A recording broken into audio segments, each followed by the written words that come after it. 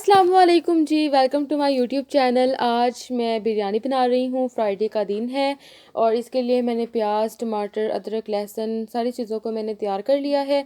और अब मैं प्रेशर कुकर में डालकर पानी डालकर इसको मैं वेट लगा दूँगी। बहुत सारे तरीके हैं बिरयानी बनाने के। कुछ प्याज को फ्राई करके उसके अंदर चिकन को फ्राई करके इस तरह से बनाते हैं, वो भी बड़ी मज़े की बनती है।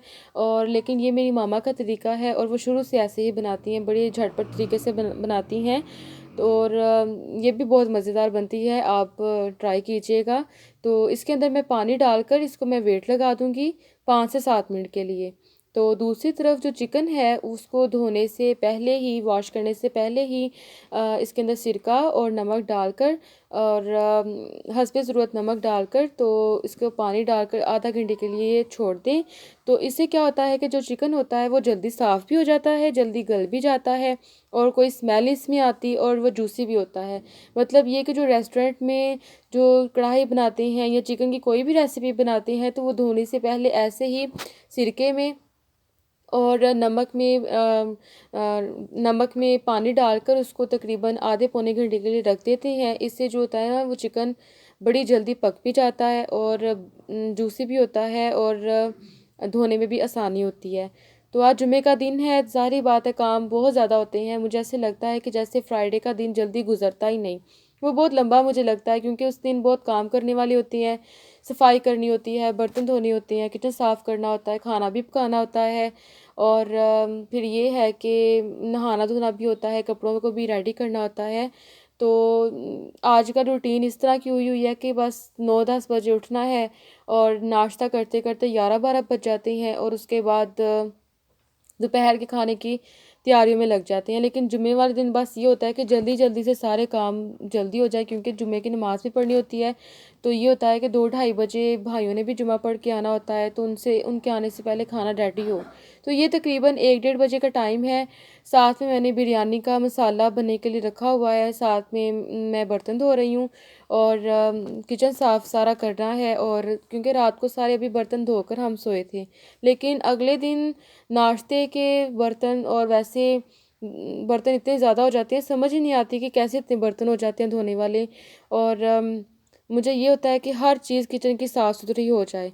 और सुबह उठते सार ही सबसे पहले काम ये होता है कि गीज़र चलाना होता है क्योंकि गीज़र चलेगा तभी सारा दिन पानी गर्म आता रहेगा। अगर गैस आई तो गीज़र चल जाता है। और आजकल जैसे जैसे मौसम चेंज हो रहा है वैसे वैसे जो गैस है वो भी सही होती जा रही है। तो गीज़र चल जाता है और सारा दिन वो गर्म पानी आता रहता है, बड़ी बड़ी आसानी होती है, बंदा नहा भी लेता है, बर्तन भी धो लेता है और काम शाम भी कर लेता है, बड़ी आसानी होती है गर्म पानी से।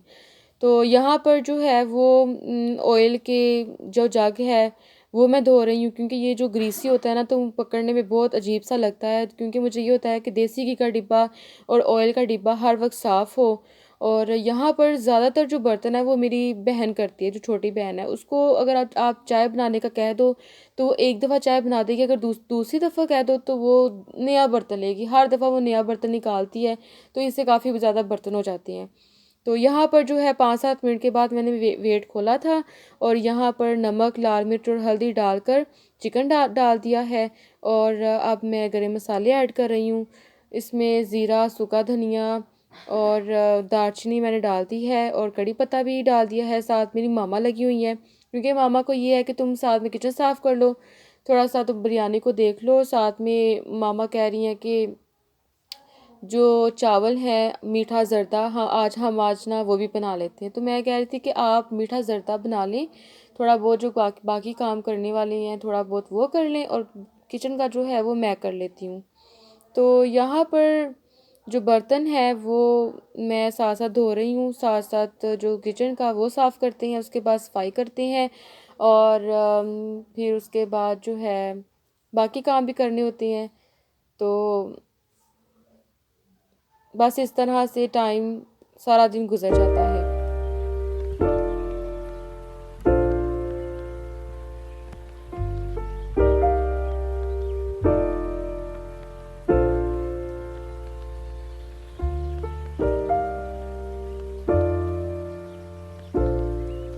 तो यहाँ पर चावलों का पानी रखा हुआ है और अब हरी मिर्चों को, दालचीनी, लौंग, बड़ी इलायची और ज़ीरा, इस तरह के जो स्पाइसेस हैं वो डाले हैं और उसको बॉईल करने के लिए रख दिया हुआ है।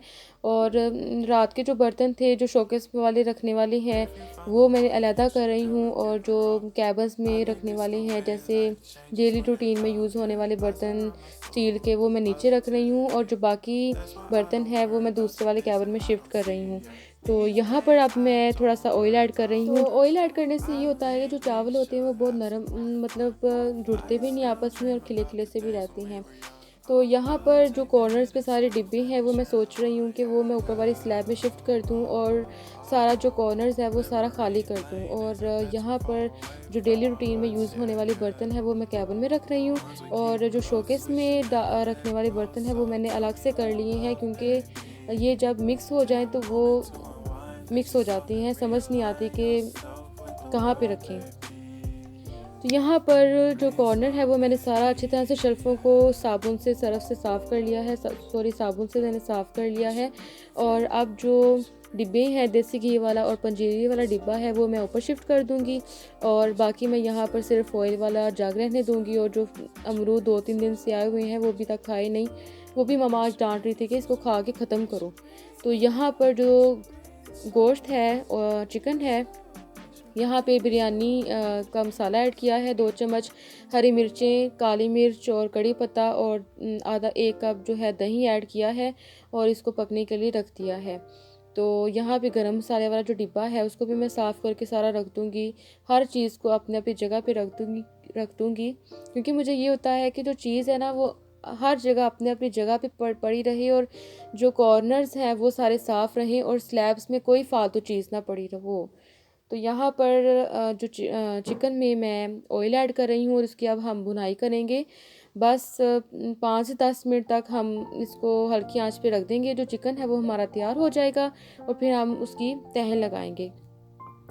तो यहाँ पर शॉपर पे जो 1-2 चीज़ें लटकी हुई थी वो मुझे अच्छी नहीं लग रही थी, तो मैंने वो शॉपर खोल के देखा तो एक में अनाब थे और एक में गुड़ था। तो वो मैंने 2 डब्बे खाली ढूंढे कैबिन से, तो दोनों को मैं डिब्बों में डालकर तो मैं कैबिन में रख दूँगी, ताकि वो जो शॉपर थे वो भी ख़त्म ये चीज़ हो जाए और जो स्लैब्स हैं और हर चीज़ वो साफ़ हो जाए।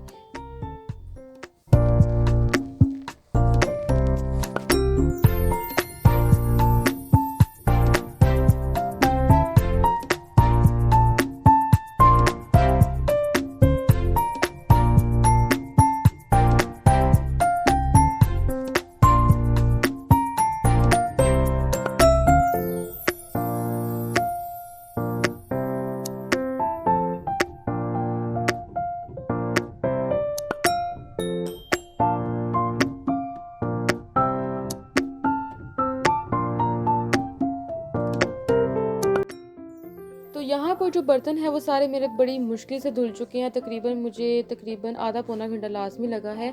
और ये देखिए किचन मेरा कितना प्यारा लग रहा है। मुझे बहुत खुशी हो रही थी कि मेरा किचन इतना प्यारा लग रहा है, इतना साफ़ हो चुका है।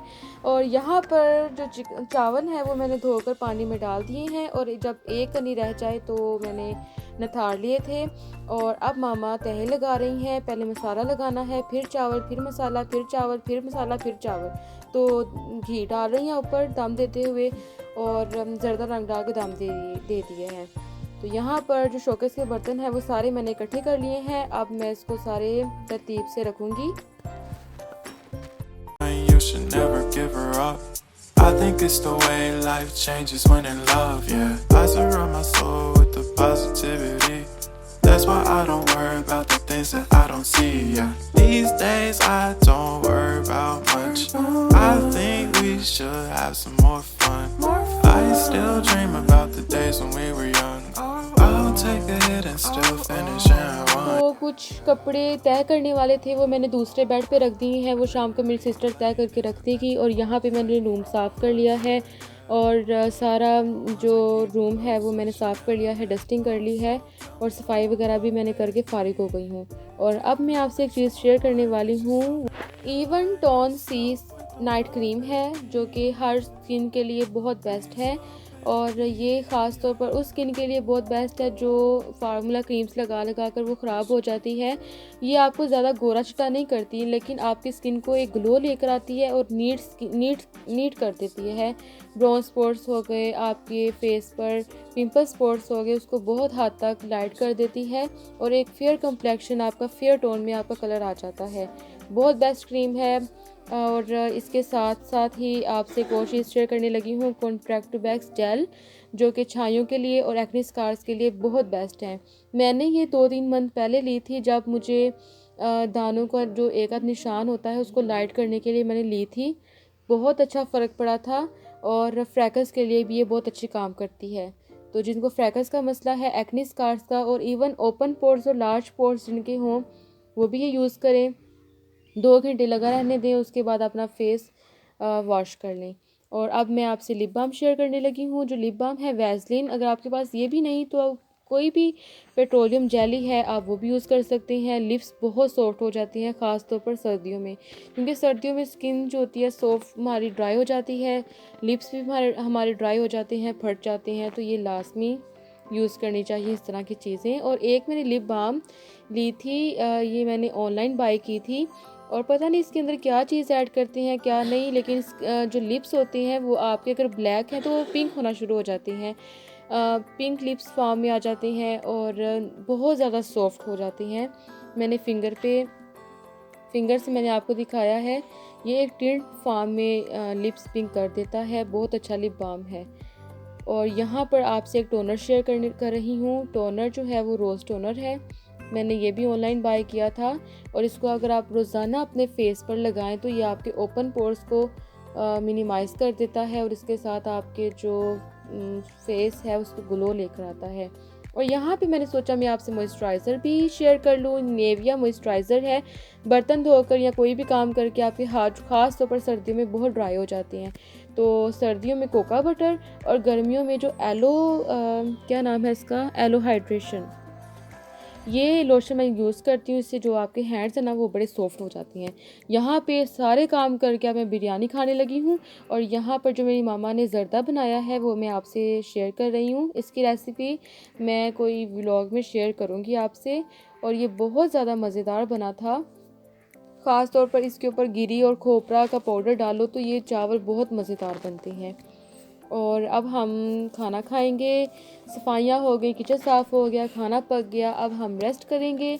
और मेरी बहन अब चाय बनाएगी मेरे लिए और हम चाय पियेंगे। और यहाँ का व्लॉग, आज का व्लॉग यहाँ तक था। और आऊँगी मैं नेक्स्ट वीडियो के साथ। अपना बहुत सारा ख्याल रखिएगा। अल्लाह हाफिज़।